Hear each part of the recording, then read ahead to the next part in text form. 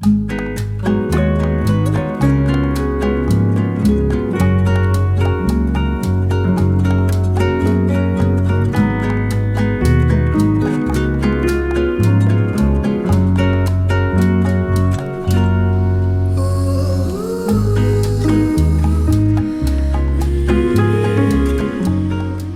good morning guys.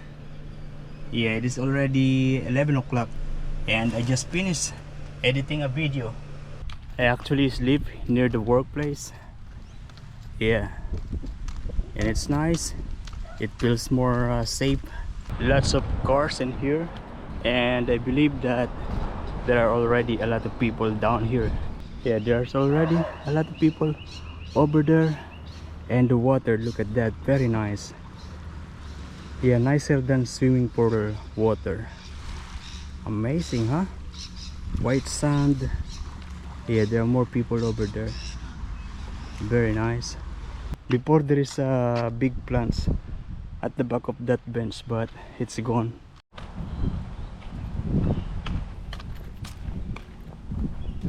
It is hot inside here, but outside is just so good.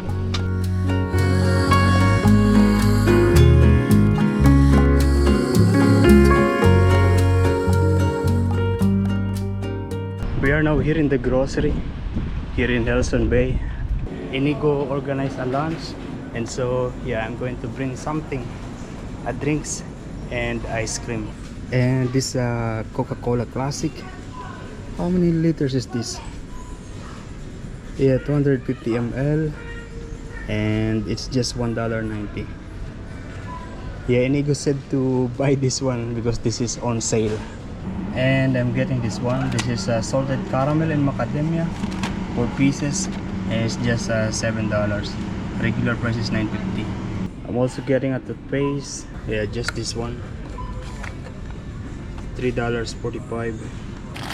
And one of this is just $2.50. The total of this is $16. Inigo said instead of going to the picnic, we are actually going to the house of Michael. We are now here in the house of Inigo, and he cooked this one. I don't know what is inside, but it smells good. Something like a coconut smell. Very little space.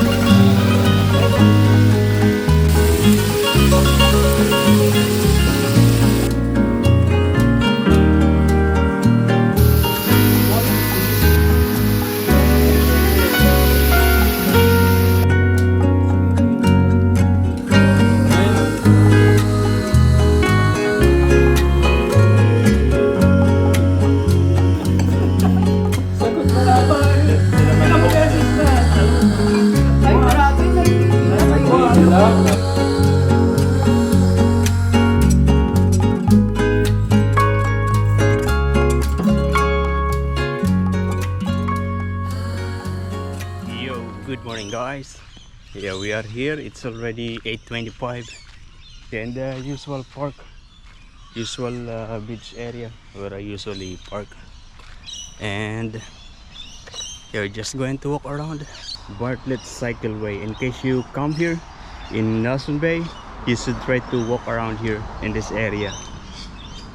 Most locals use this way for bike ride or just walking, jogging. This actually really all the way to Nelson Bay, even all the way to Pinkle Bay if you want. Oh, look at this. There's one big spider, and this is sleeping. I'm not sure if the spider can possibly trap on its own spider web. I think that's possible. Same like people, they are sometimes trapped in their hair, in their own house, in their own life. And this is how it is here. Yeah, the sun is over there, so you can't really see the other side. It's blinding. Lots of people walking their dogs. Lots of dogs, of course. Also on this side. You know, this tree before is a really nice tree. It is slant and people, I mean mostly kids, can play in this tree before. Every morning the scenario is like this. Always a lot of people walking their dogs, but yeah, you never see a dog poops in here.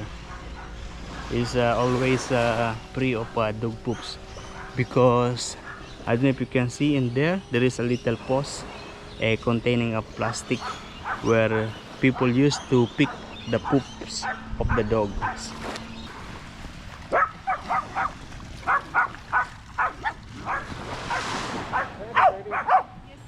I like this couple. They look, both of them look fit. Yeah, maybe they do this always. If I am going to count the people, it is going to be 1, 2, 3, 4, 5, 6, 7, 8, 9, 10 at the moment. I mean 10 is what I can see, but there are more on the far side. You know, this chair is actually very comfortable. It is really made for relaxing. And today is actually my last day. I will be day off tomorrow.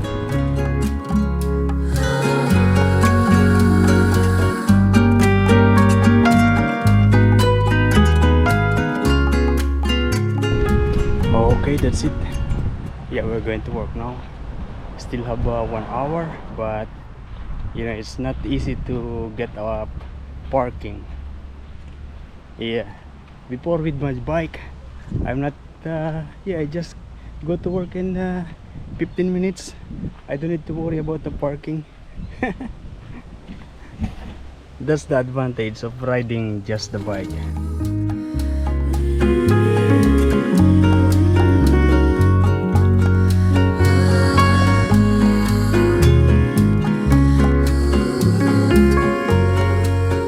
We are now here at the workplace, and yeah, and I'm now preparing the things that I'm going to wear, my uniform.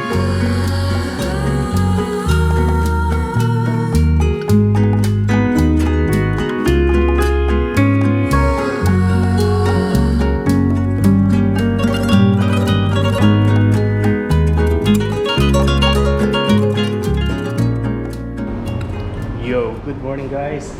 Yeah, I'm here in the laundry shop and I just finished drying my clothes. Yeah.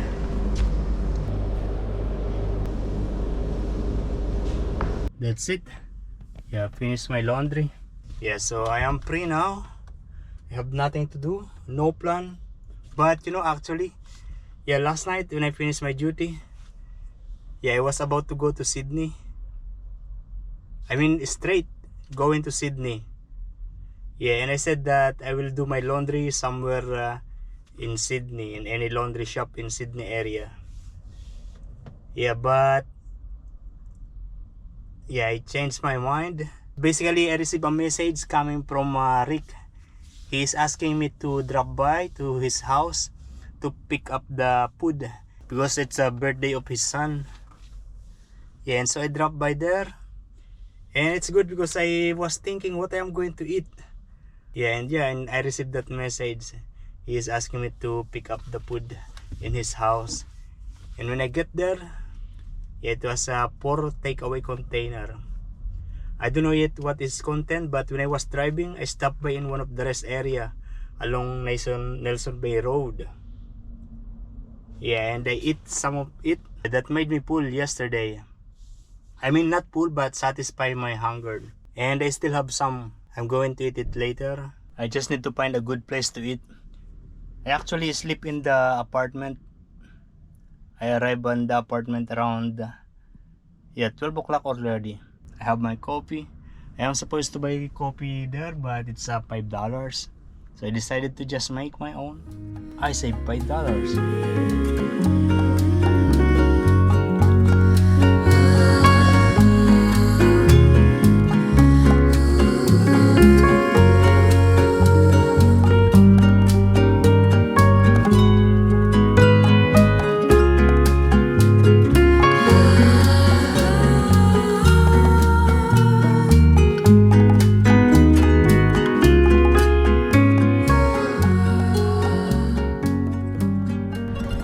are now here in Newcastle, and this is how it is at the moment.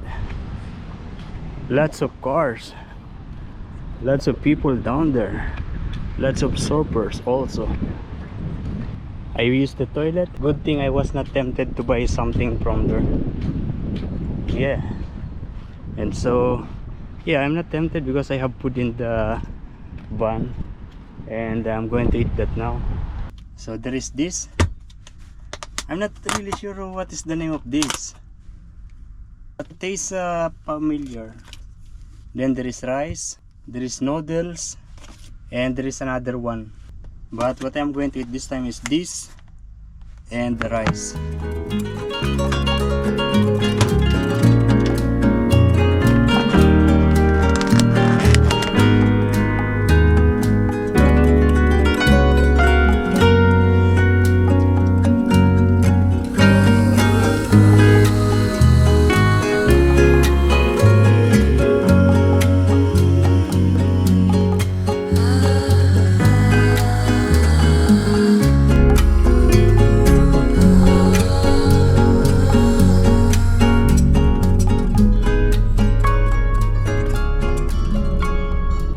And where is this place? Yeah, this is in the area of Central Coast, here in Woolworths. I don't know the exact name of the place. I'm going to buy water, bottled water. I mean drinking water, because I am now not sure about the water that I have in my van. Yeah, because I took that from the outside of the house.